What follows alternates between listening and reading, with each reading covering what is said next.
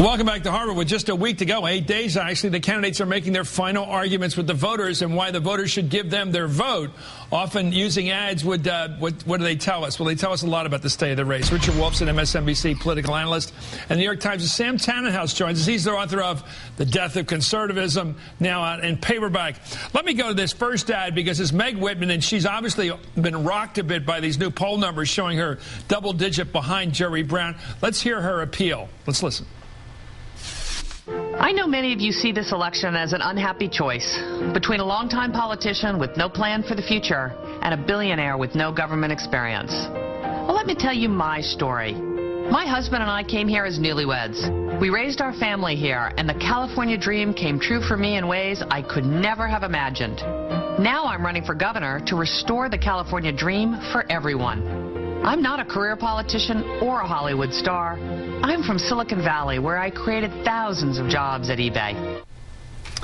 You know, after months of kicking the opponent as hard as she can, she goes sweet and lovely. Peaches and cream. Will that work, Sam Tannenhouse? Will people buy this sweetness after all this rough play of the last couple months? Well, what surprises me, Chris, is this is the ad we're getting at the end of her campaign. What did she spend, $140 million or something? And she's now introducing herself and her biography. It looks a little desperate to me. Also, you know, this question of business versus government, you know, that's kind of the big issue on the table now. You have a populist electorate that isn't so happy with either one, and she's putting herself in one camp. I don't know about this one. Yeah, I agree with you. Here's Harry Reid, by the way. Boy, does this guy need a closing argument. Let's listen to Harry Reid, the Senate Majority Leader out in Nevada. Sharon Angle is reckless, radical, and extreme. Electing Sharon Angle would cost thousands of jobs. She will be the knockout punch for Nevada's economy. Sharon Angle supports tax breaks for companies that ship jobs overseas. That's just crazy. There's a better choice. Harry Reid is saving thousands of jobs. Let's start with the fact that I'm a Republican. There's nobody that's done more for the state. We need the majority leader. Replacing Senator Reid with Sharon Angle would be a disaster.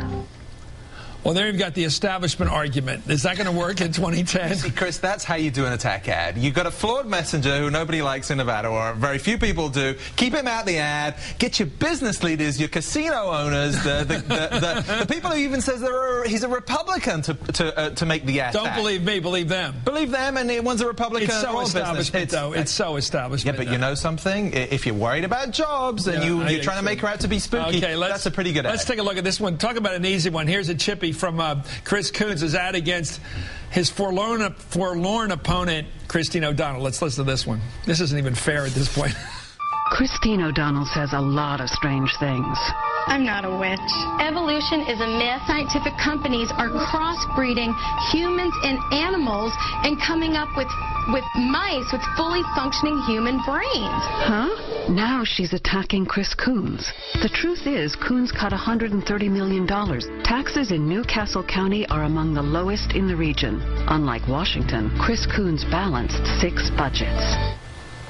Is it okay to call zany, Sam? I mean, this is piling on in football. Would this be after, what do you call it, unnecessary roughness in a football game? You know, that's a really clever ad, Chris, because it starts off with all the crazy stuff, boils it down, does not mess with this whole separation of church and state issue, which is actually hard to parse, you know, literally in the Constitution, and then also pivots to just what Coons has done. So it kind of reminds the voter there's a reason you have to vote. Here's a guy who's ahead.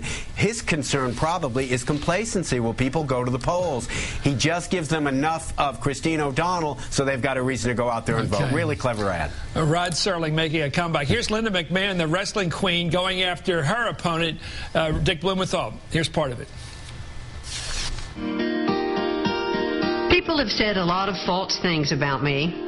I knew it would happen, but I wanted you to know the truth about why I'm running. I'm running because I've lived through some of the same hardships many of you are facing. I'm running to be your voice, the voice of the working moms, stay-at-home moms, families, and small business owners who are struggling. Richard, will that work in elite Connecticut? You see, never mind the brainy mouse. So that's actually a clone, sort of a merger between Meg Whitman and Christine O'Donnell. She's you. I love it because you can tell who's losing. Thank you, Richard Wolf. Thank you, Sam Tannenhouse. His new book, The Death of Conservatism.